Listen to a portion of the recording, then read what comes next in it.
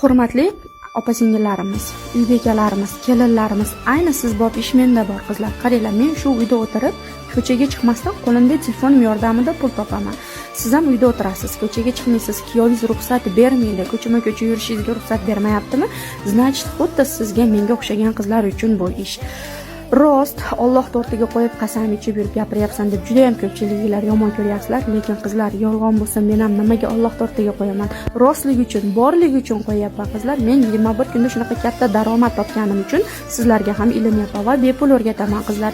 Yaxshi yashashingizni sababchisi bo'laman. Hammamizni rizqimizni berguvchi Alloh